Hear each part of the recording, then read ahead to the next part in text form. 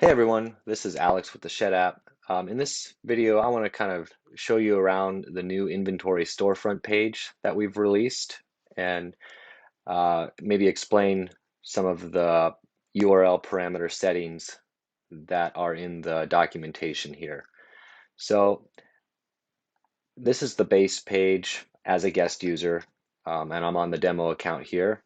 And a lot of these do not have images associated, and I'm looking at uh, all of the inventory for all of the stores at the base inventory dash storefront.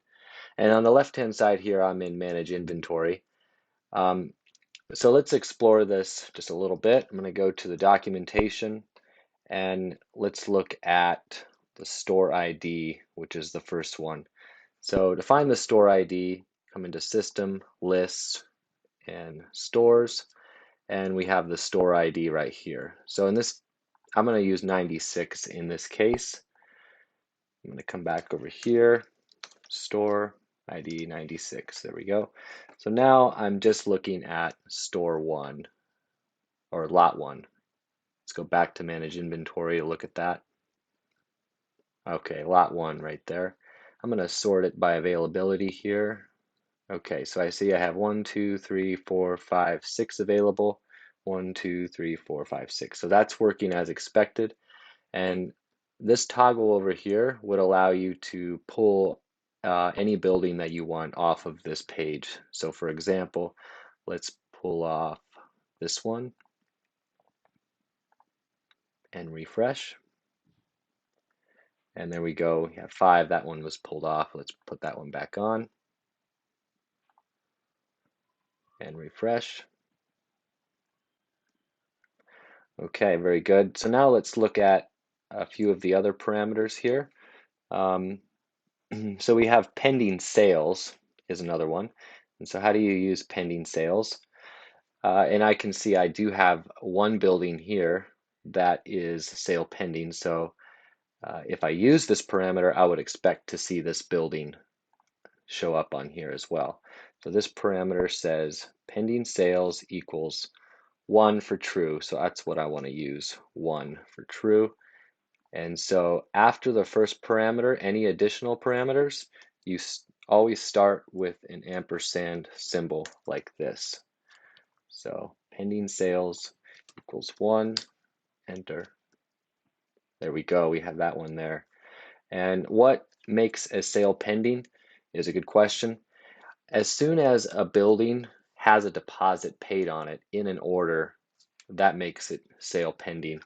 So just to show that really quickly, what I'm going to do is make this building sale pending.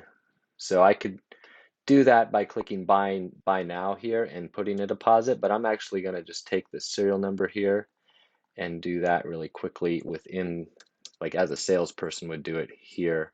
So I'll load it up in the order form by clicking on that icon.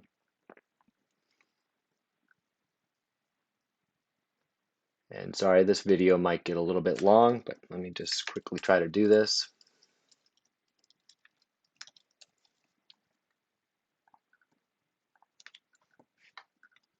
So you'll see I've saved this building into an order, but if I refresh, it is still not sale pending.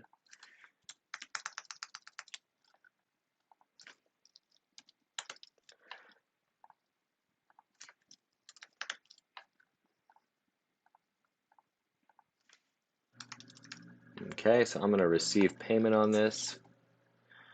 I'm going to do cash and create a payment.